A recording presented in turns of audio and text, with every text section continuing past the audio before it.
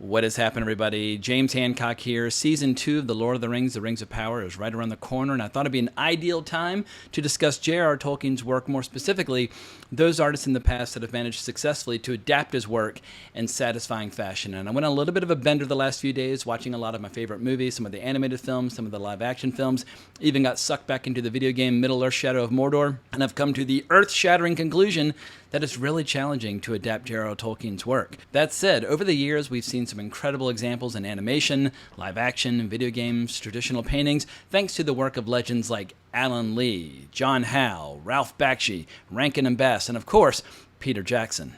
In their own chosen mediums, I think all these individuals have created incredible experiences for Tolkien fanatics to enjoy, and that's what this video is going to be about, basically going sequentially through all my favorite adaptations that I've ever been exposed to, because if I start unpacking Tolkien's books or his own art, adapting his own work, well then, I'll basically get stuck like lifting weights the whole video, boasting and bragging about all the things in my physical collection, but for anyone who's curious, this is a collection of The Lord of the Rings illustrated by Alan Lee, my favorite artist who's ever tackled the work of J.R.R. Tolkien. And as you can see in this picture, over the years I've managed to accumulate a little physical media library devoted to my love and affection for J.R.R. Tolkien. But the main reason I'm making this video is to draw a contrast between great adaptations and terrible adaptations. Case in point, The Rings of Power, which for me is nothing more than cultural vandalism, it reminds me a little bit of when misguided fools glue themselves to the floor of museums before defecating all over priceless works of art. And that's the way I feel when I'm watching The Rings of Power. And for my part, the show The Rings of Power encapsulates everything wrong with contemporary efforts at adapting classic books. And I think all the hundreds of millions, if not billions at this point, that have been spent on the show would have been better spent if they just developed, 100 new ideas or 100 new novels or 100 new shows, whatever the case might be. And clearly the writers on The Rings of Power are interested in creating their own new ideas, their own new stories, their own new characters, and they should do so and leave Professor Tolkien alone. Because from my point of view, of all the fantasy novels that I've read from the 20th century, I think J.R.R. Tolkien's work is the closest thing we have to a sacred text. I mean, if you really want to get back to, what is a sacred text? I'd say, Homer's the Iliad or Homer's the Odyssey. Mythology and fantasy, they're not interchangeable, but they're obviously very close relatives.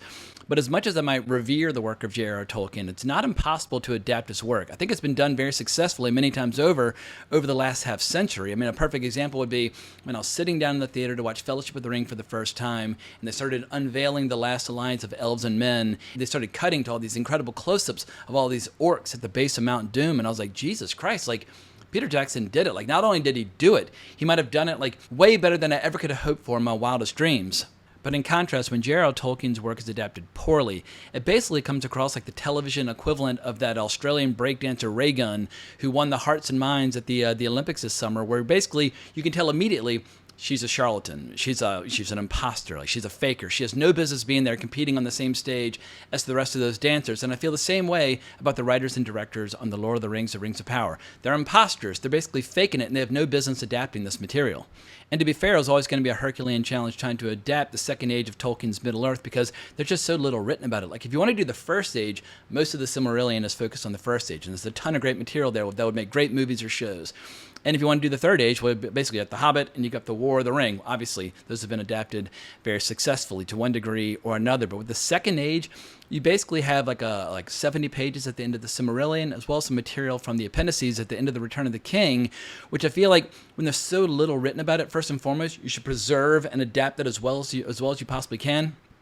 But also it means you need to find the best writers and the best directors. And I just feel like they've got the wrong crew for bringing the second age to life. But I've long since resigned myself to the fact that if you want to see the second age done properly, read what little text J.R.R. Tolkien wrote, check out some of the paintings that have been created by people like Alan Lee and John Howe, and then just enjoy that brief little snippet at the beginning of Fellowship of the Ring, because that last alliance of elves and men, that is technically the end of the second age. So there it is, for 30 or 40 seconds, Peter Jackson giving us the second age. And the way you do it, you have Cate Blanchett do voiceover narration, you just give us great images. And I feel like if you just made one feature film about the second age and had Cate Blanchett doing voiceover the entire time and basically just having her read from the pages of the Silmarillion, I think it would have been a much more successful show, or successful movie. But obviously, it would be 1 2-hour feature film as opposed to 8 episode seasons, which is what Amazon wants from The Rings of Power.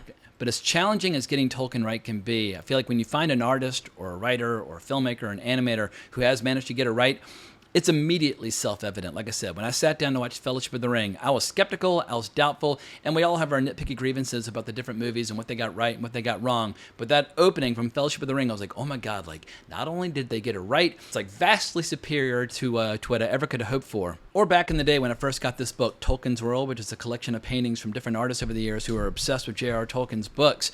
When I came upon this painting called The Fall of Gondolin by John Howe, I had not yet read the Silmarillion at the time. I had not heard of Gondolin. I'd seen references to Gondolin in The Lord of the Rings, but I had no idea what the hell Gondolin was.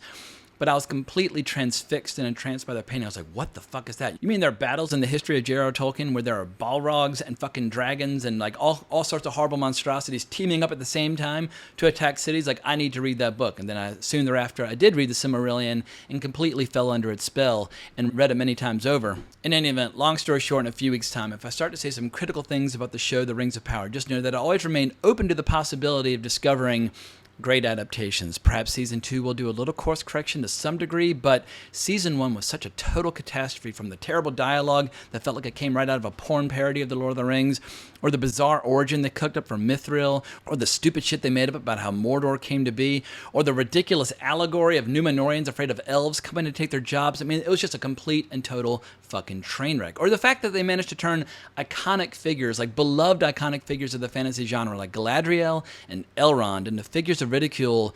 It wounds me to the core of my soul, and I think based on that evidence alone, I don't think the writers and the directors working on that show had the talent or the taste to make a show that I'll ever be able to just sit back and enjoy without wanting to spew vomit out of my nostrils. And I think the best case scenario for it is that over time, it'll basically just be forgotten as like a creative misfire, or worse, like slightly better than a show like Star Wars The Acolyte, or any of those fucking awful Star Trek shows created by Alex Kurtzman in recent years. Like, these are shows where the only reason they have a fan base is through collective self-delusion, where you have a lot of people getting together and convincing themselves that what they're watching is really good just because they want it to be. And if people want to enjoy those shows, more power to you. Like, life is short. Enjoy what you want to enjoy. However, when it comes to adaptations of Tolkien, I feel like there are informed opinions and there are uninformed opinions. And if your opinions of Tolkien have been shaped by nothing apart from like reading wikis online, well, it's a different opinion than somebody who's been immersing themselves in the text for decades, or enjoying the paintings for decades, or watching the animation for decades. Like, if you consume enough adaptations based on Tolkien's work over time, you will develop higher standards for what you demand from Tolkien's work. So enough shit talking. Let's get to the good stuff. Try to figure out what goes into creating a good adaptation. And obviously there's no silver bullet to getting it right, but I think one important ingredient is starting from a place of awe and wonder over what Tolkien achieved with his books. Much like the characters in the novels, when they're sharing an old song or an old poem in a language created by Tolkien, or they're reveling in the beauty of a place like Rivendell, or the history of a place like Minas Tirith. If the history of Middle-earth is fascinating to lore masters like Elrond, well, then it should be portrayed in an equally fascinating fashion by creators trying to bring this world to life. And I feel like that spirit should always be the number one priority over all others. Like, do no harm, just try to get it right. Like, don't change Tolkien, don't try to add to Tolkien. Like, even Peter Jackson and Philippa Boyens and Fran Walsh, who were responsible for writing the original Jackson trilogy, even they've proven that they get into quicksand when they try to invent something new. Like with the 3 Hobbit films, like the Hobbit film should have been 1 2-hour feature film, or maybe a 3-hour feature film. But basically, that book Slender, there it is up there, illustrated by Alan Lee. But there's basically enough material there for 1 good feature film, but instead they expanded into 3 epics. So they had to invent a lot of new material. And I think pretty much every single scene that they invented from scratch for those movies is unwatchable. Like, is it as bad as The Lord of the Rings, The Rings of Power? No, but it's still pretty goddamn terrible. I feel like a filmmaker or an animator or a painter, they should always take like the Hippocratic Oath like a physician, where they should try and abstain from all intentional wrongdoing and harm. And if you're trying to add new stories to Tolkien's lore, well, then most likely you are engaging in intentional wrongdoing and harm. But as rigid and dogmatic as it might sound, I will acknowledge that every once in a while, it's fun to watch an adaptation or an homage to Tolkien kind of go a little awry or go into strange territory, like we saw way back in 1967 when a young actor named Leonard Nimoy, aka Mr. Spock, appeared on an episode of Malibu U singing the ballad of Bilbo Baggins. Bilbo Baggins, he's only 3 feet tall. Now, admittedly, that video is a little ridiculous, but over the years, I must have watched it like 50 times, and I don't think I'll ever watch The Rings of Power 50 times, or maybe I just like Mr. Spock, but there's not a doubt in my mind that Leonard Nimoy loves the novel The Hobbit, and sometimes just loving something is enough, even if your adaptation gets a little screwy. But in 1971, we have a Swedish adaptation of The Lord of the Rings, Sagan om ringen, if I'm saying that at all correctly, which I must admit, I have not seen that adaptation. However, it's one of the earliest examples of a live-action adaptation of J.R.R. Tolkien. I felt like it deserved a shout-out, and I must admit, it features some kick-ass groovy tunes.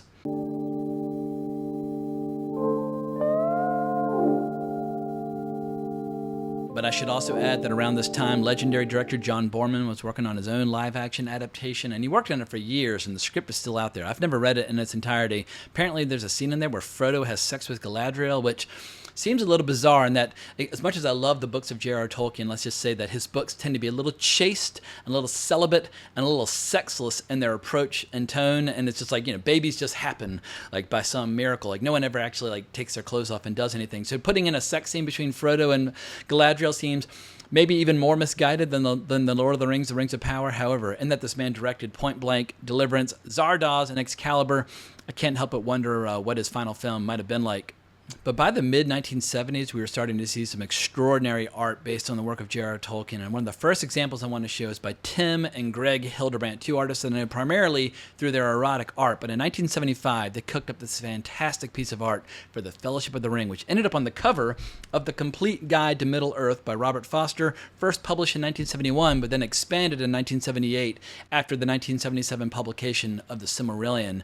And it's funny, their style is not remotely what I think of when I'm reading the books. However, I don't demand like total artistic and stylistic uniformity between artists. I just demand creativity and originality. So yeah, I definitely need to hunt down more art by the Hildebrandts when it comes to the world of J.R.R. Tolkien. However, the following year gave us one of my all-time favorites, a poster that, thanks to my big brother, adorned the wall of our bedroom throughout my middle school and high school years, and I have no idea how much time I spent going over every single inch of this thing, but it just fucking rocks. And what's even more incredible is that artist Jimmy Cauty was 17 years old when he created it. Later on, he became better known for his band, the KLF, which I don't think I've ever heard a single song on theirs, but for a 17-year-old artist, I think this poster is just, it belongs in the fucking Hall of Fame. But at last we come to my first exposure to the world of J.R.R. Tolkien, the 1977 animated film of The Hobbit from Rankin and Bass. I saw it on TV when I was a little kid, and for people who don't remember, Rankin and Bass were a big deal back then. Like the movie The Last Unicorn, which played theatrically, my grandmother took me to see it.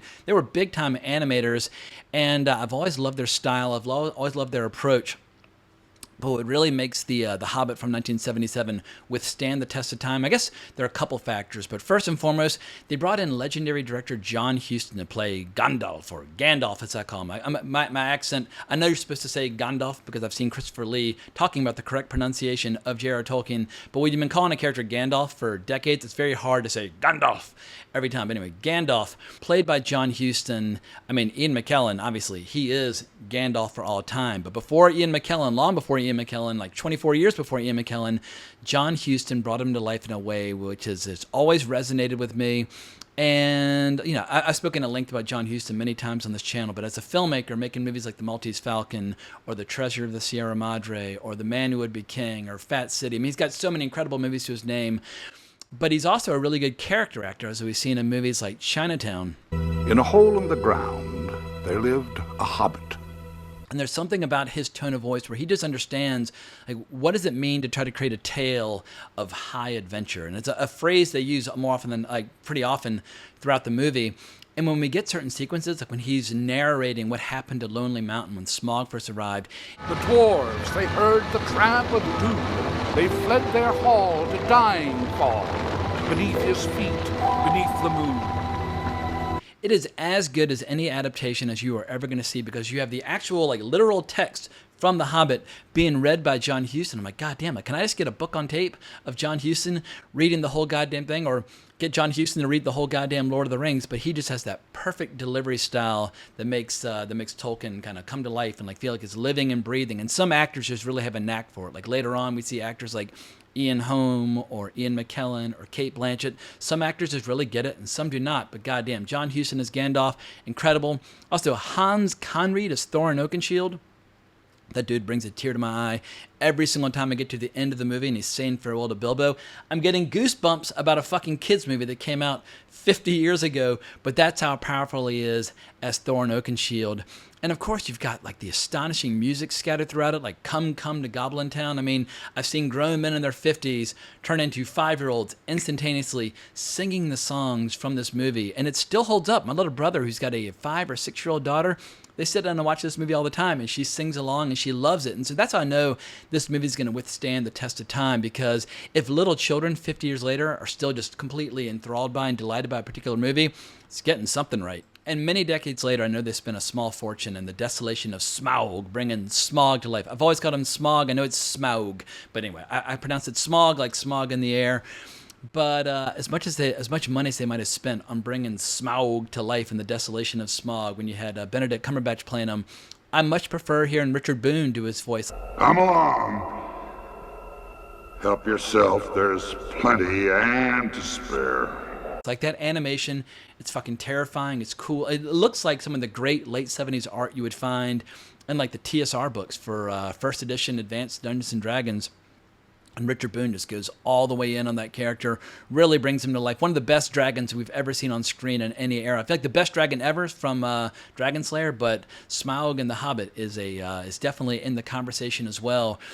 And the movie also just fucking moves. Like, there's a point where all the dwarves and Bilbo have been captured by goblins, and the Goblin King's about to bite Thorin's head off, and suddenly Glamdring appears in the air, kills the Goblin King. It appears in Gandalf's hand. He's like, "Follow me!" And he goes charging off. And the music kicks back in, and it almost becomes like a rock concert. It is so thrilling and so exciting. It really is amazing just how incredible the soundtrack is all these years later. Like at the very beginning when you're hearing the dwarves sing that song, like Far Over Misty Mountains Cold. When I used to read the book as a kid, as I would read the poems in the text, I would try to sing it as opposed to just reading it, and I would like remember the melody from the cartoon, and it would always give me chills. And in spite of the fact that there's an entire 3-hour movie devoted to the Battle of the Five Armies, I prefer the depiction of the Battle of the Five Armies at the climax of The Hobbit. And you don't even see it. You just see like little dots on a screen, like some eagles and that sort of thing. But like they just nailed that meeting when everybody's about to clash, and they're like, "Move, old fool!" And Gandalf reveals himself, and he tells everybody, goblins and wargs are on their way. And so suddenly the elves and the dwarves and the humans have to find common cause. It's just fucking fantastic. But I think I've said enough about The Hobbit from 1977. Let's push on to The Lord of the Rings from 1978, courtesy of the legendary animator Ralph Bakshi. Now, before I start talking about this movie, I want to circle back to the subject I brought up earlier about, like, what is the frame of mind, or what is the right attitude that an artist should have before diving into the work of J.R.R. Tolkien. And according to a post over on Wikipedia, before production started, Bakshi met with Tolkien's daughter Priscilla to discuss how the film would be made. She showed him the room where her father did his writing and drawing. Bakshi says, "My promise to Tolkien's daughter was to be pure to the book. I wasn't going to say, hey, throw out Gollum and change these two characters. My job was to say, this is what the genius said." Of the adaptation process, Bakshi stated that some elements of the story had to be left out, but nothing in the story was really altered. And we can enjoy having a lively debate about the degree to which Ralph Bakshi was successful with his adaptation. And obviously, it's only half the story. It basically ends at the Battle of Helm's Deep, and he never made a follow-up, in spite of the fact that the movie was a modest commercial success. But I just find it so refreshing that an animator who's a great animator in his own right, doing original creations, movies like Wizards. Wizards is one of my all-time favorite animated movies. He also obviously did Fritz the Cat. He did Coonskin, which is one of the best animated movies I've ever seen. And a few years later, he would do American Pop, which I think is just an animated masterpiece. So as an artist, he would be well within his rights to try to put his own fingerprints on Tolkien. And he did with his style. But I just find it so refreshing where he's like, look, I can't put all the book into the movie, but I'm just going to strip away what I can't fit. But anything that's in there, whether it's a line of dialogue or a scene, I'm going to try to make it as faithful to Tolkien as humanly possible. And I think that's why there are scenes all these decades later in the 1978 Lord of the Rings which really fucking play well. Like, this might sound controversial, but I would rather watch the scenes in the Mines of Moria from the Lord of the Rings in 1978 than Peter Jackson's movie from 2001. And I love Peter Jackson's movie from 2001. It's the Lord of the Rings movie that I've probably seen more than any other. But if you read the book and you really want to see how can somebody basically adapt the equivalent of like a fantasy horror story to the screen, where the Balrog, a creature of shadow and flame, really comes across as like a true monstrosity. There's something that's just incredibly authentic in his approach. But I think it boils down to he got just a murderer's row of incredible actors. Like, he got John fucking Hurt to play Aragorn. And John Hurt, obviously, around this time was doing movies like Alien, an incredible actor. And I love Viggo Mortensen's approach to the character, but the way John Hurt says things like, if by my life or death I can save you, I will. Like, he really just, he makes you fucking believe it. Or William Squire as Gandalf. He's not as good as John Huston. He's not as good as Ian McKellen, but he's still really goddamn good and does a great job with the voiceover narration as well. I love Michael Graham Cox's Boromir. He plays one hell of a goddamn Boromir. More of like a traditional Boromir, the way you think when you first read the book. You got Anthony Daniels, fucking C-3PO in here as Legolas. Fraser Kerr as Saruman. We can deal with Sauron ourselves, Gandalf. You and I. One way or another.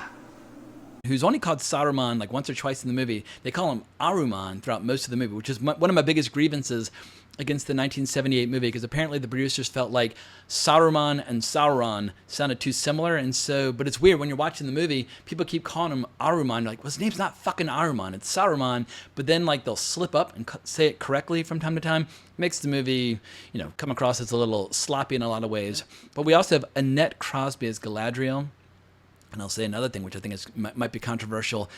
I like her scene as Galadriel in this better than Cate Blanchett's scene in Fellowship of the Ring, where she's saying instead of a Dark Lord, you would have a queen. I always felt like Peter Jackson oversold that scene, where Peter Jackson just put too many special effects, too much music, just too much of everything in that scene. And I feel like the power of that scene comes from the words, where you're seeing one of the oldest and most powerful elves, like seeing her tempted with the One Ring, because her whole goal was to tempt and try to test Frodo, and instead she's been tested herself. And just seeing that soul searching on her part, it's one of the most fascinating passages from the novel, and I just feel like it's done perfectly in the 1978 animated movie. I pass the test. I will diminish and go into the west and remain Galadriel.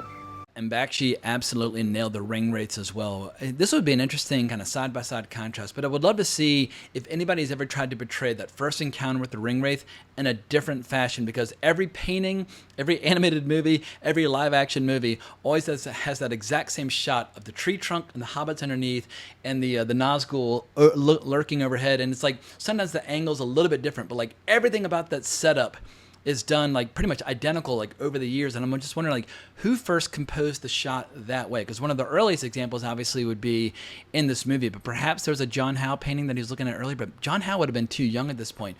Who knows? But anyway, that first encounter with the Nazgul in this movie really fucking works.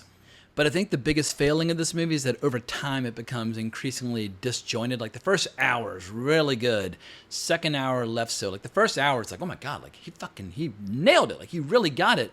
In the second half, it starts to kind of fall to pieces. Also just because the scenes feel kind of edited together at random. And apparently the post-production schedule that Bakshi had was really, really short, which hurt the movie. But the fact that it stops in the middle of the two towers and doesn't continue, like anybody, you would really struggle with, how do we kind of wrap this up to kind of set up the next movie? But even when the movie starts to fall to pieces, you still have good individual scenes. Like the death scene of Boromir when he's getting hit by the arrows and screaming is fucking hardcore as hell.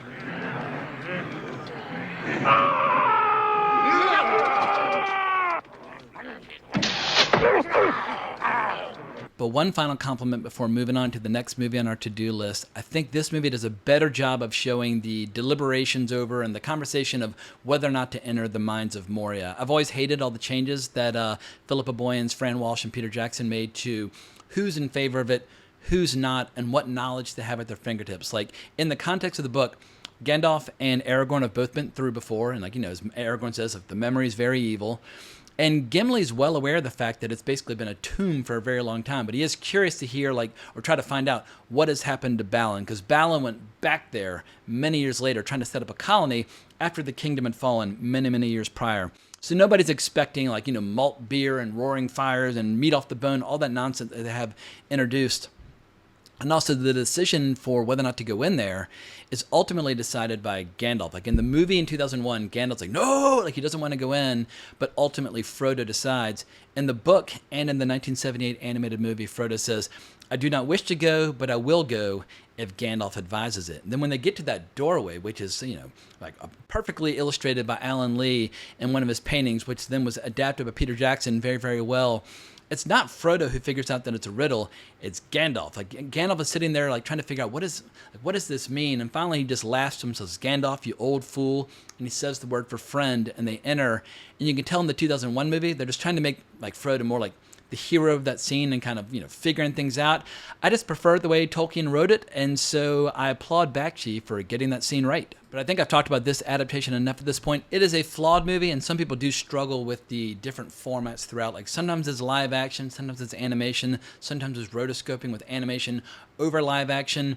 And some of it works better than others, but there is a fluidity to it that when it works really well. Like when Boromir's hacking at the tentacles coming out of the legs, like goddamn, like he looks like a goddamn high-performance athlete. And so I think the movie is underrated and well worth revisiting all these years later. But in 1980, we got another Rankin Bass adaptation, and this one, it's much tougher to defend The Return of the King from 1980 than it is The Hobbit from 1977. And I don't quite know all the legal reasons as to why they just decided to skip over the Fellowship of the Ring and the Two Towers and just jump right into The Return of the King. However, when I was in high school, I discovered a VHS cassette of this thing, and I watched it over and over and over again. It is a mess. It is definitely geared toward a much younger sensibility, but it does have some good things in it. Case in point, you got John Huston back as Gandalf. You cannot enter here. Go back to the abyss prepared for you. Go back. Fall to the nothingness that awaits you and your master. Go! And if you're a fan of Gandalf and you're a fan of the Lord of the Nazgul, then obviously you're going to be a fan of the scene in the book The Return of the King where they come face to face. Like, the gates to Minas Tirith come down, the Lord of the Nazgul is riding in. He and Gandalf have this little dispute or this little argument, and right before battle's about to commence, they hear a rooster cry, the sun starts coming up, and the riders of Rohan have come, and then it's just, it's game on from that point on. But what drove me crazy about the theatrical release of Return of the King in 2003 was that scene is missing. I was like, wait a second, like the coolest confrontation between like one of the biggest bad guys and one of the best good guys, it's not even going to be in the movie. And then when I saw the extended edition, I liked seeing that shot because that shot had been included in the trailer. And so I was like, I know that scene was shot. Why is it not in the theatrical cut? It's kind of a disappointing scene in the extended edition. I'm glad it's back in there. I need that scene. And then shortly thereafter, we get a great scene between the Witch King of Angmar fighting Eowyn, which I also think was done really, really well in this cartoon. But this cartoon's a bit of a mess where structurally it's just jumping all over the place, and it frequently breaks out into song at times where you don't necessarily need it to break out into song. But some of those songs, they're not as catchy as the songs in The Hobbit, but some of them you will find yourself humming them to yourself even if you don't want to, like the song Where There's a Whip, There's a Way. Totally absurd. I mean, Sam and Frodo are in Mordor, and they're marching along with these goddamn orcs with this song being performed. It's totally absurd, but if you're a Tolkien freak, you will have to see this at some point. And I think, like I said, it's like 75% terrible, but the scenes that they got right, they really got right. Like a perfect example is when we see Gollum trying to take the ring from Frodo, and Frodo's just holding the ring. He's not wearing it, he's just holding it, and they kind of imbue him with power. And that's something that was left out of Jackson's trilogy, more or less. Like when you're reading Tolkien's book, periodically, especially toward the end, just by like holding the ring, it kind of imbues you with this might where it's like you become a truly terrifying figure to behold. Tolkien doesn't give us a ton of information about all the different abilities of the ring. It's not like he's writing like a Dungeons & Dragons module where it's got certain stats. And obviously, if you put it on, you turn invisible and you kind of step halfway into the world of the race and that sort of thing. But obviously, the ring's got more applications and more abilities than just turning invisible.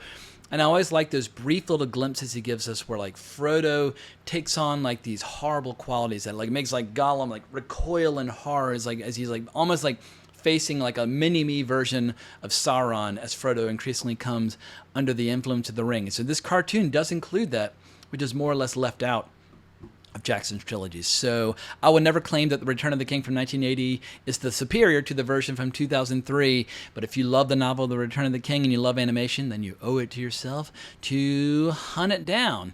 Now, the next two adaptations, I must admit, I have not seen. However, I do need to give a shout out to two adaptations, one from the Soviet Union and one from Finland. But the first, Cauty Art from 1991, is a 1 hour, 55-minute TV miniseries of The Lord of the Rings, and I believe this might be the first live-action depiction of Tom Bombadil. И за добрую едою вечер минет быстро, стол накрыт, ужин ждет. Молоко да масло, белый хлеб, желтый мед. Значит, все прекрасно. So I know they're making a big deal out of including Tom Bombadil in The Lord of the Rings of Power, even though he has no business being in any story set in the Second Age, but they're basically just throwing in some meaningless fan service to try to keep people happy.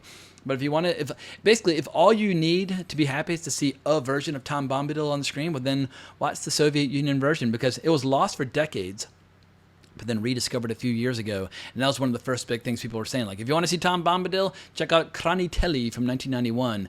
But we also have Hobbit from 1993, made in Finland, which is 4 hours and 30 minutes long.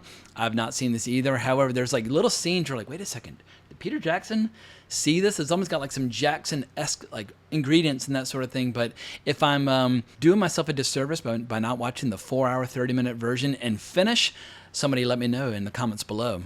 All right, so we're in the 90s now, which obviously leads us to the Peter Jackson initial trilogy. But before we get there, I do need to give a shout out to Alan Lee and John Howe, because long before Peter Jackson gave us these amazing movies, you had all these incredible paintings, like I mentioned before. I've got this book of paintings. Half this book is just John Howe and Alan Lee, which is how I discovered both of them. And they've obviously got a lot of books collecting their work. Like I've got another book here of just Alan Lee art, and there's tons of Alan Lee art in that version of The Hobbit, and I showed you earlier my copies of The Lord of the Rings with all the Alan Lee art. Like, no artist has ever done a better job of capturing Tolkien than Alan Lee, and he still gets work doing things like Children of Hurin and things like that. Like when you watch the closing credits for Return of the King, the first thing they show us is Alan Lee art. Alan Lee is a god among insects, but John Howe is pretty goddamn good as well, and I think the best decision Peter Jackson ever made was bringing both of those guys on board his films as concept artists, basically creating the look and the feel of his movies, because it almost feels like the Peter Jackson trilogy was designed to like bring the best paintings by those two artists to life. And over and over and over again, we see classic paintings by those two artists being depicted in live action form in Peter Jackson's movies. And I think that's part of the secret sauce, because you have two artists who revere Tolkien, who are now working on the movie, and you have a filmmaker who reveres their art, trying to bring those paintings to life. And yeah, like I said, it's a huge part of the secret sauce as to why this trilogy of films is so successful. And these two guys had been bringing classic scenes to life for a long time at this point. John Howe, as far back as 1979, was doing paintings of Gandalf fighting the Balrog. Or 1990, when he did The Fall of Gondolin, which I mentioned before, was directly responsible for me first reading the Silmarillion. And also, John Howe created the exact look for the movie for Gandalf the Grey. There's a painting he did of Gandalf the Grey, and Peter Jackson's like, all right, that is the wardrobe that Ian McKellen will be wearing. And in 1996, John Howe did yet another painting of Gandalf falling into the pit with the Balrog, and that exact shot made it into the Two Towers. And Alan Lee, I mean, there's a great bit in the documentary. I can't remember if it was on the initial DVD or like the big box set DVD, but they had all these incredible documentaries on those DVDs, and I watched them over and over and over again. But one of the best parts is when they're trying to seduce Alan Lee into coming to work on the movie, and like they're showing how they were like following this FedEx package in real time as it was being like delivered to his door to see, like, I can't remember what materials were in there, but maybe it was just the screenplay. But anyway, Alan Lee luckily said yes, and that's why we see scenes in Peter Jackson's movie where like the entrance to Moria is a carbon copy of Alan Lee's amazing painting, or that the Tower of Orthanc in Isengard is an exact replica of Alan Lee's painting. Peter Jackson even jokes about how for years he was looking at Orthanc and wondering, what does the top half look like? Because the painting stops like midway. And so finally with this movie, they finally got to complete the rest of the building. Or like that shaft of light going through Khazad-dûm to Balin's tomb. That was also incorporated into the movie. And we even have Alan Lee art in the context of the movie, like when Boromir is walking around Rivendell and he sees a painting of Isildur chopping the ring from Sauron's hand. That is an Alan Lee painting inside the movie. And just all this shit, it just gives me so many chills all these years later. But it takes more than great paintings to make a great trilogy of movies, and I think for a lot of fantasy fans, Peter Jackson's initial trilogy is basically like their equivalent of watching a David Lean movie in the early 1960s, or their equivalent of watching a great Akira Kurosawa movie in the 1950s. Like, it is the great epic trilogy of, like, you know, the early part of the 21st century. Fantasy genre is famously very thin on great examples. Like, if you like murder mysteries, well, then you're going to find 1,000 movies that are going to scratch that itch. If you love fantasy, it's like, ugh, how many movies are there that I could watch that actually will scratch that itch? But luckily, with the Lord of the Rings trilogy, I think there's a case to be made for this trilogy as the best trilogy ever made. And some are going to say, fuck you, the original Star Wars trilogy is better. Maybe, but there have been so many terrible Star Wars movies, they've kind of like hurt the Star Wars brand. But the same might eventually happen to the Lord of the Rings. If you like, between those 3 terrible Hobbit movies and now the Lord of the Rings, Rings of Power, the brand is getting somewhat diminished. But I think maybe the only like action adventure trilogy that can compete with the Lord of the Rings trilogy, like the first 3 Indiana Jones movies, I think are right there, like neck and neck with the Lord of the Rings trilogy. It's like the greatest trilogy ever made. And much like that original Indiana Jones trilogy, they should have never made more Indiana Jones movies. And same holds true here with Peter Jackson. He should have never made those goddamn Hobbit movies. He should have had one movie that he produced, directed by Guillermo del Toro. And I'm not going to go into why Guillermo del Toro ultimately ended up not directing that movie. But I feel like Peter Jackson did such an incredible job with his initial trilogy. There's nowhere to go but down after that. And like when I hear about him wanting to make like a Gollum spinoff movie, I'm like, why? Like, you already are in the Hall of Fame for the original trilogy. You can do anything you want. Like when he did Get Back a year or so ago, thought that was absolutely astonishing. Why go back to the world of J.R.R. Tolkien in any case? I think another part of the secret sauce to why these movies work so well, in addition to obviously hiring Alan Lee and John Howe, is that he surrounded himself with people who love and adore Tolkien's text. Like Philippa Boyens, famously, his co-writer on this, she would read The Lord of the Rings every goddamn year. Or actors like Christopher Lee, he would read The Lord of the Rings every goddamn year. Like Christopher Lee knows how to read Elvish and the language of Mordor and the language of the dwarves. Like he can read it like the same way we might read like Spanish or French. He knows those languages. He was a true Tolkien scholar, and he was always correcting people with the pronunciation on the set. Like when he would hear actors like Elijah Wood saying things like Gandalf, and he'd be like anyway, he couldn't stand the fact that people are saying Gandalf. It's not Gandalf, it's Gandalf. But anyway, we Americans like to butcher pronunciations of things. But I love it when I hear stories about Peter Jackson on the set, like when he would get a break. And obviously, he had a lot to do during the years where he was making these movies. But how if he got a break, people could see him in the corner, flipping through the book, going through the text, trying to get the scenes right.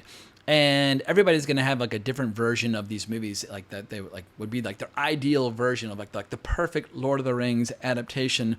And obviously this is Jackson's version of the Lord of the Rings. It's not like, my perfect version, but there's so many scenes that he got right. It's just bliss in heaven to watch. I watched for the last couple of days the trilogy again, and I prefer watching the Fellowship of the Ring theatrical. Then I like watching the extended version of The Two Towers. And last night I watched the extended version of Return of the King. I think I might prefer the theatrical version of Return of the King. I mean, if you watch the extended version of Return of the King, it's like 4.5 hours or something insane. It's really, really long.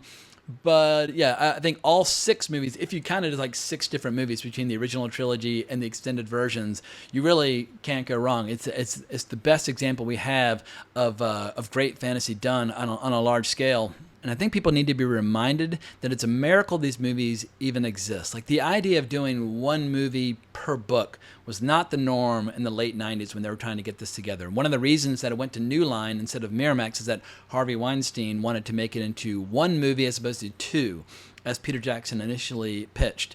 And then when Peter Jackson was basically given the ability to go shop it around and see if anybody else is interested, by some miracle, Bob Shea over at New Line was like, why do you keep talking about like one movie or 2 movies? It's 3 books. Let's make 3 movies. And he bet his entire company on this roll of the dice where so much could have gone wrong and somehow so much seemed to go right. And after that is when you see people doing things like, oh, let's do 7 or 8 Harry Potter movies based on the books. Whereas if like, the Harry Potter movies had come out only a couple years prior, they probably would have been combining books into different movies. Like it really starts with the Lord of the Rings. The idea of like, if you're going to do the Hunger Games, divide. Like now I almost feel like they make too many movies out of the books because they'll take like one book and divide it into 2 movies. Although sometimes that does work, as we saw with Dune Part 1 and Part 2. But I think people really need to give credit where credit is due to the Peter Jackson trilogy, establishing the mold of adapting books to the best of your ability as one movie per book or one season of television per book, and then moving forward. And smarter people than myself have frequently described the art of directing as basically being a filter and knowing what to say yes to and what to say no to. Obviously, no one person can make a big, giant, big budget movie, but a director needs to know what will reinforce the overall story and what will clash with the overall story.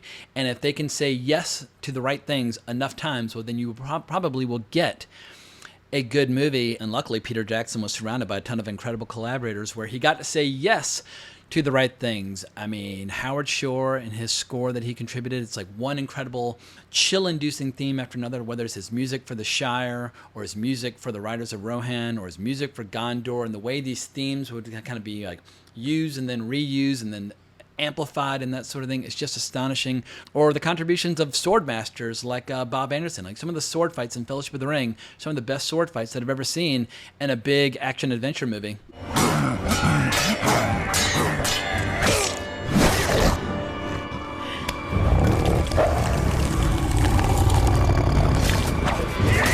But I think the most lasting contribution that Peter Jackson made to this trilogy is not just a love and reverence for the text and placing his talents and his abilities in the service of another storyteller's vision, but finding a way to find like a visual equivalent to some of the best passages from the book. Like when the orcs first invade Balin's tomb down in the mines of Moria, and you get this incredible highlight reel. Everybody's like chopping and slicing and like people screaming and like heads getting lopped off. But it's like a brilliant, intense, visceral little montage.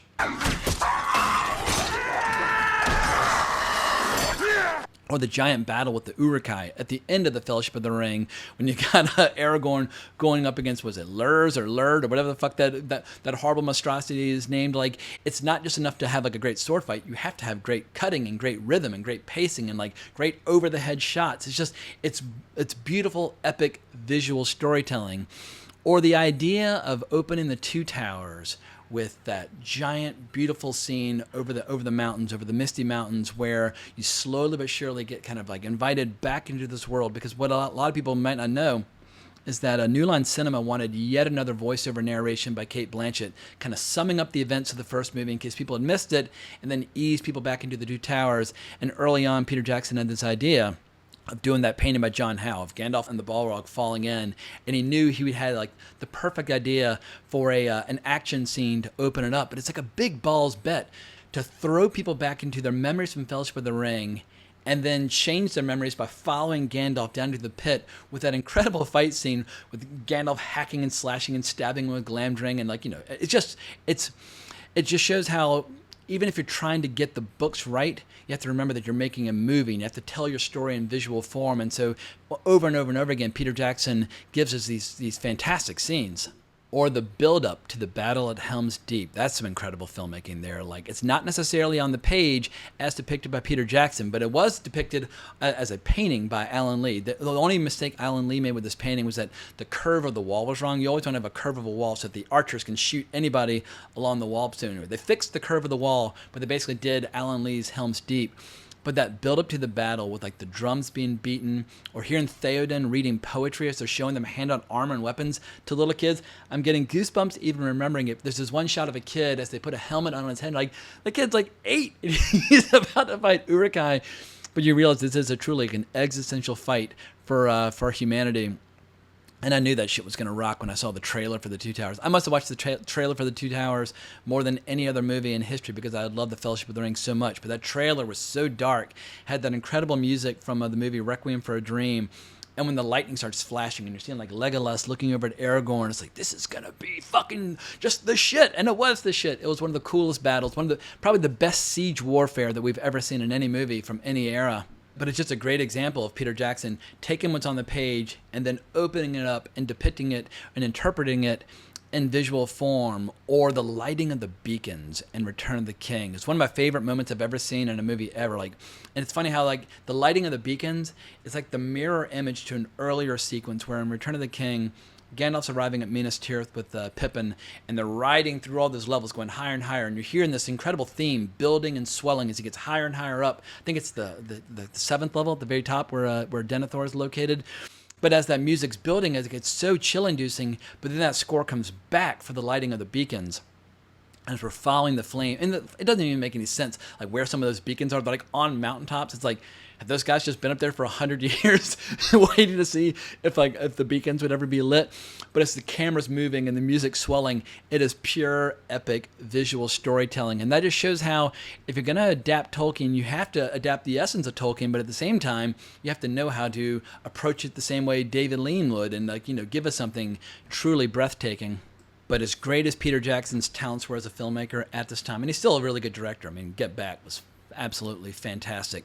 But I feel like you can have all that incredible visual sweep and all that incredible production design and all that wonderful artistry and all that incredible craftsmanship, but you still need a cast that can bring it to life. And he got together just an absolute hall of fame. I mean, those early scenes between Ian McKellen and Ian Holm in Hobbiton at Bag End, it's like, oh my God, like they just found like the soul and the essence of Tolkien. And just like when Gandalf's walking through his home of Bag End and seeing all these relics from Bilbo's adventures, it makes the whole world, the whole history of Tolkien come to life. Or as I mentioned before, Kate Blanchett's voiceover narration at the beginning of Fellowship of the Ring. I could watch the entire Silmarillion narrated by Kate Blanchett with just great visuals, kind of bringing the scenes to life if they ever wanted to do something along those lines.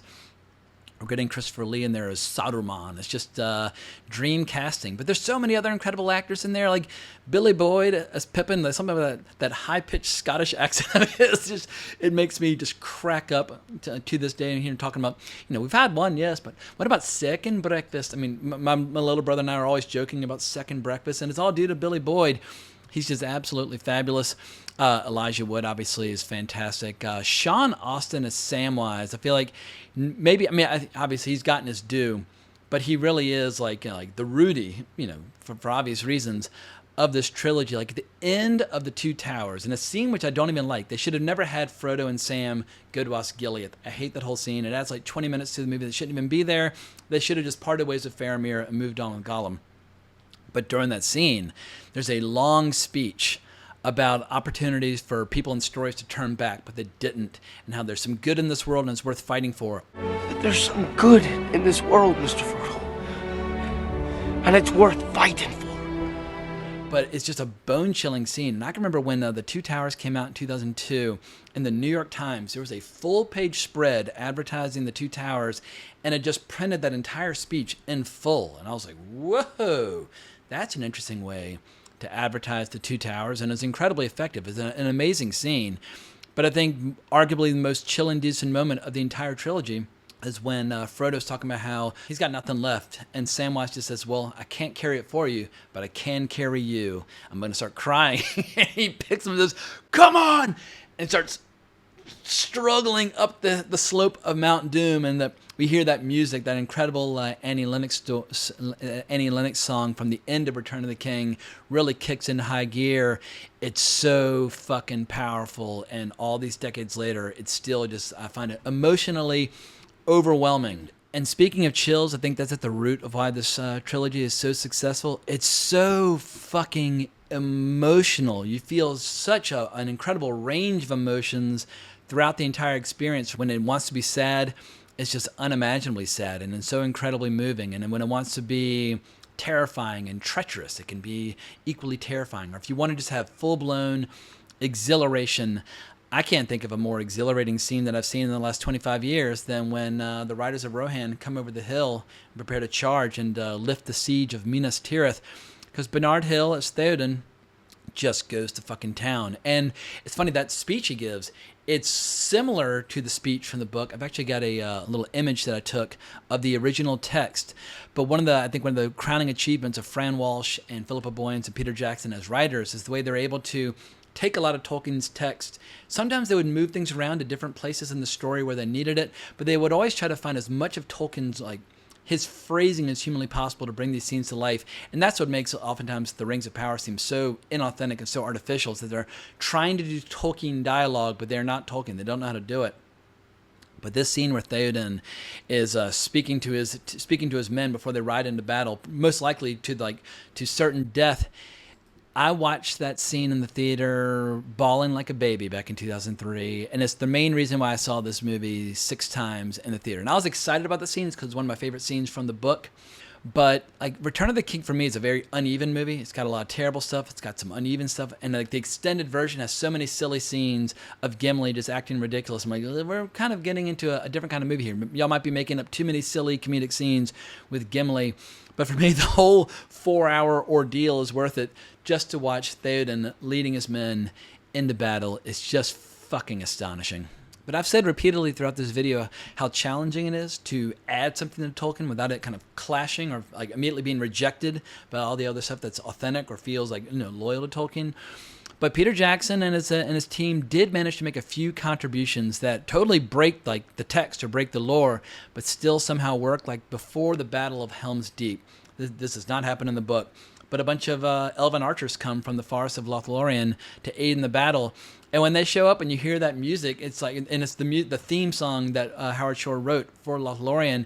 Like, you're just like, yes, those elves are gonna fuck some people up. It's totally, I wouldn't say antithetical to Tolkien, but it does not deserve to be there. But that scene, the way they deliver it, it still totally fucking works. What's another example of something that's new to the movies but not from Tolkien that works? I guess the best example I can think of is some of the scenes with Andy Serkis talking to himself as Gollum, because they did this great thing in the movie where they really lean into the idea of him having like kind of warring personalities between Smeagol and Gollum. And there's this great bit where he wakes up from a bad dream and screams in Return of the King, and he screams as Smeagol, but then as Gollum says, "Shh, quiet." And Andy Serkis, he really just, he found that perfect balance between those two warring sides of his personality. And Andy Serkis, he just makes me laugh and laugh and laugh and laugh. And it's funny, like, as much as I love Andy Serkis as Gollum in the trilogy, I think he just absolutely hit a home run.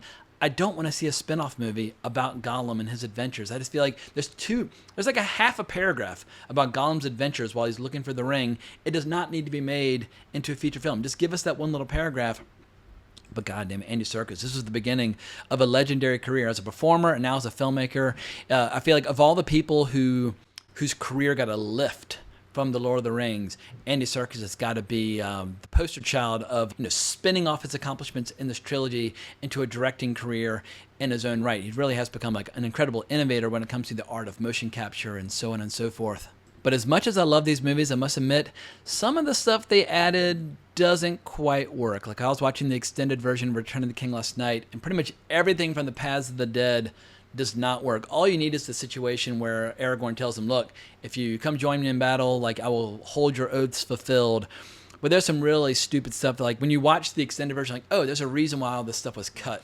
Or sometimes just, like, they'll take the comedy like a little too far. There's a scene where Legolas is supposed to fire a warning shot, and he ends up killing Peter Jackson himself.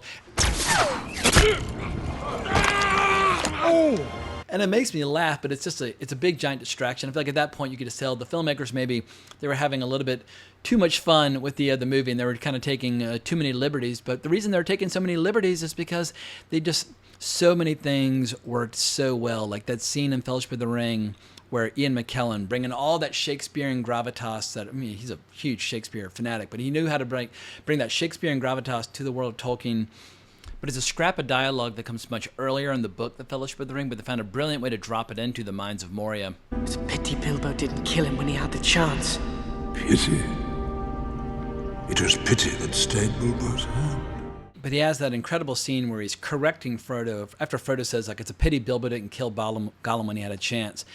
And Gandalf tells him, well, it was pity that stayed his hand. Like, do not be so eager to deal out death and judgment. Not even the very wise can see all ends.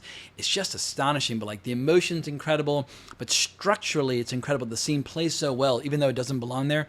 I just feel like when it comes to adapting Tolkien faithfully, also making changes to Tolkien and moving things around, or inventing some of your own material, these three movies are the best examples of all the above, and I don't know if it'll ever be that good again. And I realize I'm getting way too kind of wrapped up in all three of these movies. I wanted to do a video about the history of all the adaptations, and I'm just now realizing just how much I love these three movies and how much they mean to me. I could talk about these three movies for just for fucking hours. But just to keep things honest, let me offer a few nitpicky grievances that have always bothered me. I hate the depiction of lembas bread. You might be saying, like, who the fuck cares how they depict the bread? But the lembas bread in the book, the longer you eat it, the more effective it is, and like the better it is at kind of like keeping you going. Like something that Samwise realizes as they get deeper into Mordor. And I just hate how in the movies they always depicted it as like this kind of like bland, gross, like garlic bread. When Sam's like, "We have more lembas bread," and he's saying it in a dismissive way. Like when Gimli first tries a little lembas bread as they're leaving Lothlorien, he's like, and he just gobbles it up because it's so goddamn delicious. So that's a little nitpicky grievance. But speaking of lembas bread and Samwise and that sort of thing, I can't stand how Return of the King adds a scene where Frodo tells Sam to go home and how he starts to believe Gollum. It adds like 20 minutes of runtime to the movie, and it just drives me fucking crazy. Like, you don't need that moment where Frodo completely succumbs to the ring and starts to believe Gollum. And I've never bought it. No matter how convincing Gollum might try to be, I just don't buy any of those additions to the text. But let me have a quick glance at my notes to see if there's anything else that jumped out at me while I was revisiting the movies. Oh, I know I just said I was going to criticize these movies a bit, but I forgot to offer one of my favorite bits of praise. So let's go back to the Fellowship of the Ring. I mentioned before how Peter Jackson was a master of incorporating like great visual storytelling while at the same time like remaining true to Tolkien. But like, he would take like a little snippet or a little scrap of dialogue or a little scrap of text and launch these incredible visual sequences. And one of the most awe-inspiring things I think he's ever done, the camera is swooping through Isengard and showing all these mines that are being developed and all these forges and blacksmiths that are hard at work and like they're building an army of Uruk-hai and that sort of thing. And the camera swooping through, and you're hearing this diabolical evil music like dung dung, and it's just like bum bum bum bum bum bum, all that great shit. And then a new score starts to kind of slowly come in over top of that. And the camera picks up this little moth that's flying, or this kind of like fantasy moth that's flying along. And suddenly you hear a completely beautiful kind of angelic melodic tune as it flies up to the Tower of Orthanc. It's caught by Gandalf. He whispers to it. He lets it go. And then rather than following the moth, the camera goes over the side and drops like 10,000 feet, like in seconds. It goes all the way down into the blacksmith, where you see those orcs hammering away, making all those weapons.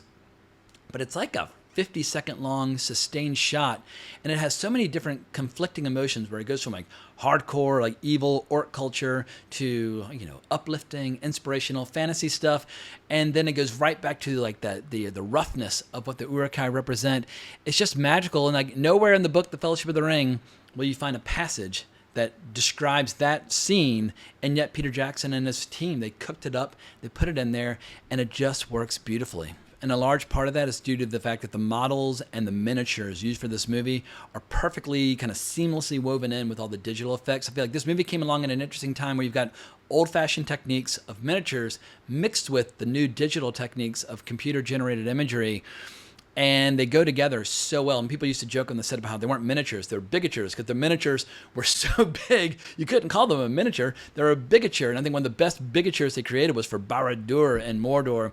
There's a great scene where you see a shot over a tower. It looks enormous, looks huge, it looks so intimidating. And then the camera kind of pivots around and we see how it's just one small tower on this enormous fucking fortress that goes up as high as the eye can see. And that's when you hear Gollum screaming, Baggins, Shire, blah, blah, blah. And then all the Black Riders ride forth from Minas Morgul. But yeah, the sets, the miniatures, the digital effects, they all weave together so seamlessly. And I feel like it's a masterclass in showing how all the techniques that are available to you as a visual storyteller, you need to put them all to use. And God, I'm just rambling at this point. There's so many things that I want to talk about, and I need to move on with this video. And I keep looking at my notes and finding new things that I want to talk about, like just so many sad, inspirational scenes. I mean, I realize I'm changing the subject, but one that I have to mention. After Gandalf has died, fallen, fighting the Balrog, and everybody comes outside, and just like the sadness you feel and the horror you feel, it's all just lying around and like weeping and just crushed by the experience. And as Aragorn starts getting him back on the feet, it's like, on your feet, Sam. Those emotions are just what makes this franchise absolutely soar, and it's something that's missing from so many other franchises.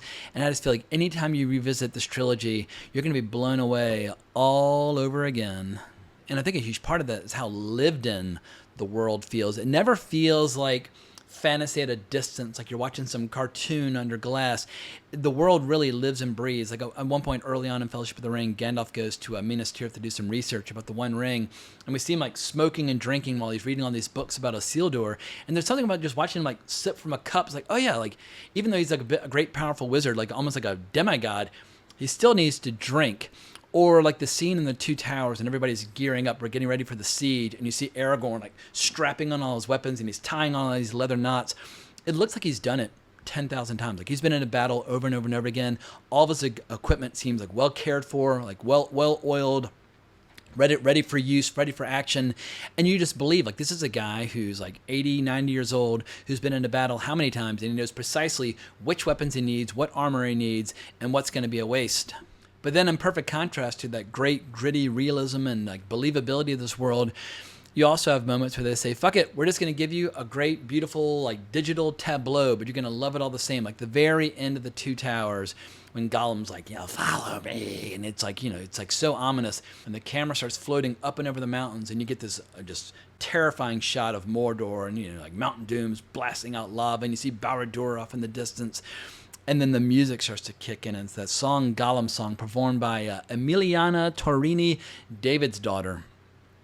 It's probably the most haunting piece of music that was composed for all three of these. Like, there's a lot of great music. Some of it's sad, some of it's inspirational. This is truly haunting, and as the credits start to roll and you hear her with that eerie voice, it's like, oh my God, like Frodo and Sam, they are so fucked. And anyway, I keep interrupting myself because I keep getting kind of like lost in all my fantasies about these movies and how much they mean to me. I saw these movies over and over and over again when they came out in the theater, and it's just, I think it's the last time where I really just completely surrendered and gave myself over to a movie-going experience where I wasn't constantly kind of like analyzing it or criticizing it. And they got close to that with like Avengers Infinity War in 2018, where I was just like, oh my God, I'm just eating this up with a spoon. But this is the great piece of franchise entertainment of the last quarter century. I don't think we'll see its equal again, even when it comes to movies and shows made by people who are involved in this trilogy, which is, well, I don't want to get ahead of myself when it comes to the Hobbit trilogy because I'm not going to talk much about them. But before we get to the Hobbit trilogy, we have to make one stop. I got to force myself to stop talking about Jackson's trilogy because I just get too carried away. But in 2006, only 3 years after Return of the King, a little video game came along which absolutely blew my goddamn mind.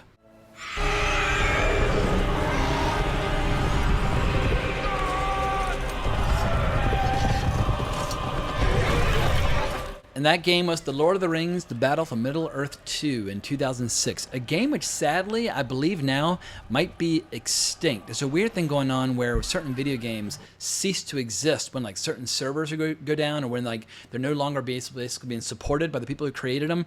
What I feel like is such a crime culturally. Like if you talk about like movie history, a lot of movies from the 19-teens and 1920s no longer exist because oftentimes like the actual like film stock, or not the film stock, but like the actual like negatives of these movies would get broken down for the silver nitrate and then reused to make new movies.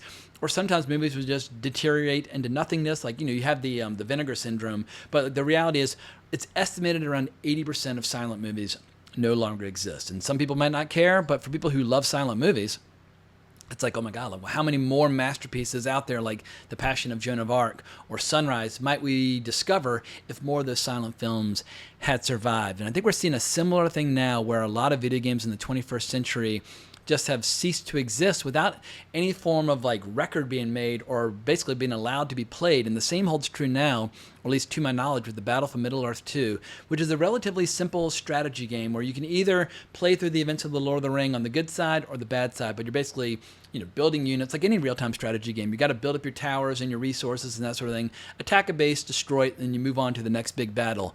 This game is fucking awesome because after you clear it, you can play it back through on the evil side where your units are like, like wargs and goblins and orcs and Nazgul. You can even summon that big ass creature from the lake outside of Moria. You can just have it like appear in the middle like of the landscape and just start ripping people apart with the tentacles.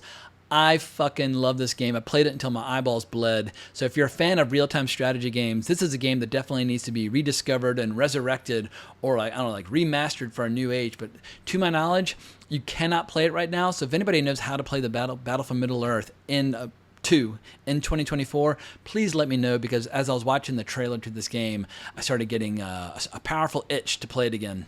But after that game, a few years later, I started hearing rumblings that Guillermo del Toro is going to direct The Hobbit, produced by Peter Jackson, and Guillermo del Toro at that point had just made Pan's Labyrinth. I was like, oh, fuck. Like, Pan's Labyrinth is one of the coolest fantasy films I've ever seen. Like, this could be really special. But then I started hearing all these stories about problems, and I don't want to relitigate the behind the scenes of the making of The Hobbit.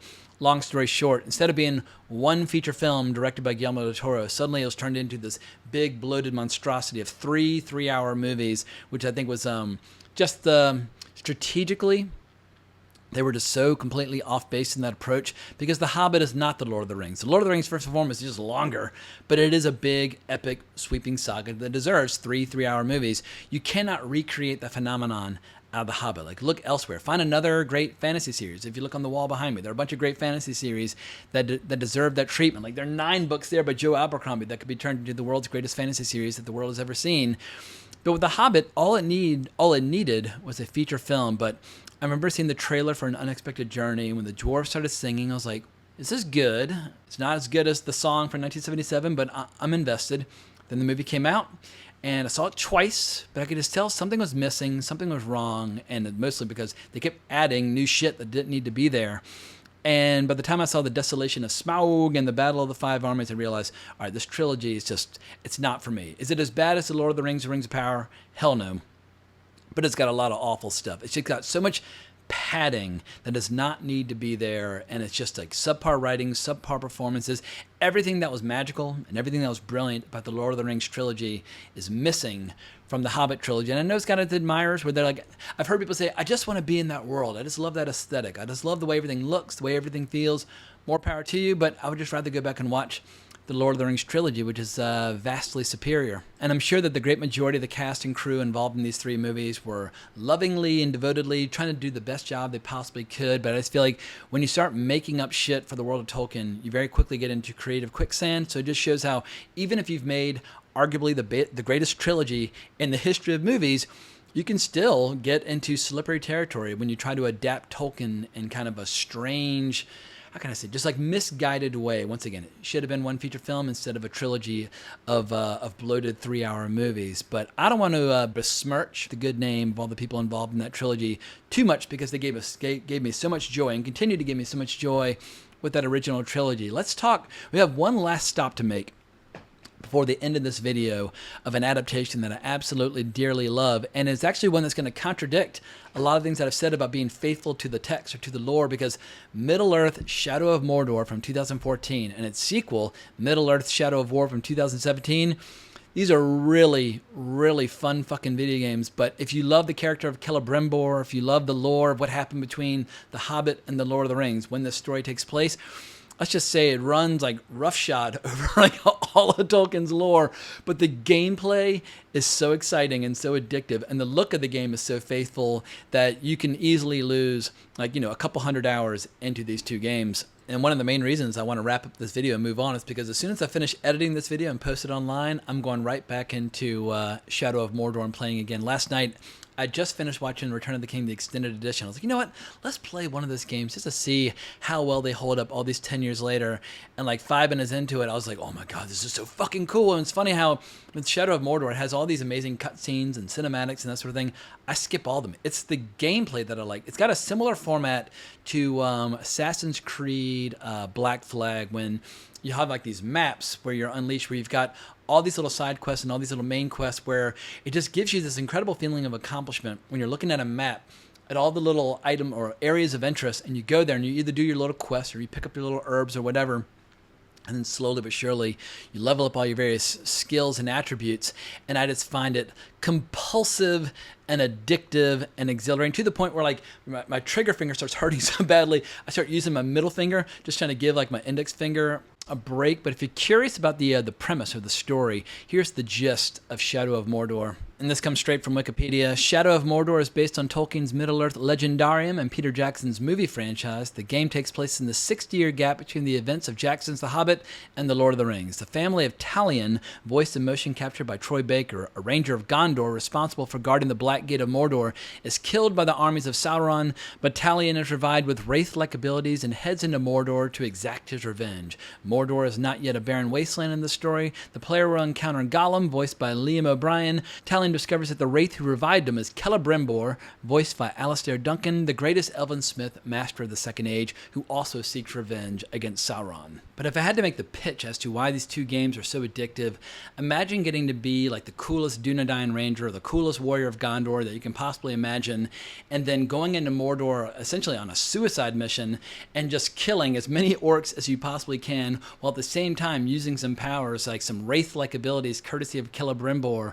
And then over time, you slowly but surely start to like bring some orcs over to your side and kind of sowing the seeds for civil war and that sort of thing. It's totally insane. But basically, if you want to live and breathe and die in the darkest side of Tolkien's vision of Middle-earth, like right in the smack dab middle of Mordor, these two games allow you to do so, and they're just an absolute fucking blast.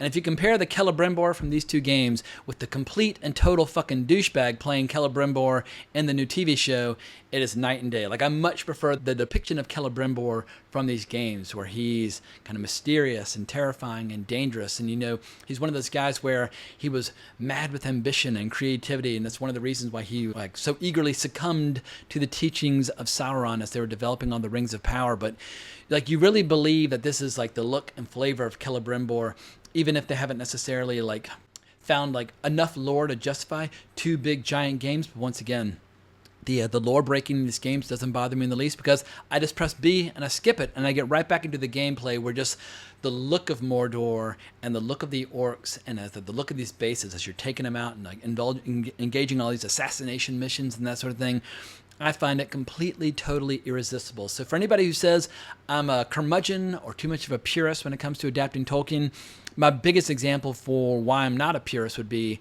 these two games, which break the lore but deliver one hell of a Lord of the Rings experience. And I've played some other games based on the Lord of the Rings. These are the two best that I've ever come across. But if anybody knows of any games out there that are better than these two, please let me know in the comments below, because I'm always on the lookout for great games. And I would love to play some more great games set in the world of Middle-earth. But alas, we come to the end of this video, mostly because my voice is starting to give out. But we have a few more adaptations coming later this year, which will allow me to talk more about Tolkien at length. Obviously, we have the Rings of Power in 2 weeks' time.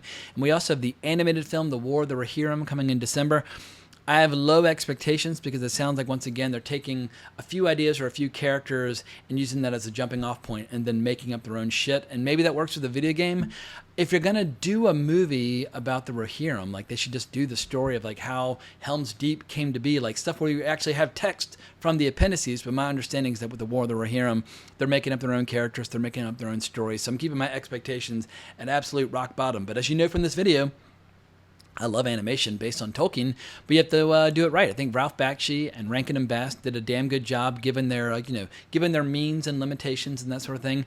I love animation based on Tolkien, but yeah, it's all about what are your intentions, what are your talents, what is your agenda. And I feel like anytime an artist or a filmmaker or an animator puts all their talents and all their abilities in service of Tolkien's world, then you get great results. And when somebody tries to use it as a jumping off point, as a sandbox, and creating fan fiction, that's where you start getting mixed results very, very quickly. But I look forward to talking more about Tolkien in 2 weeks' time.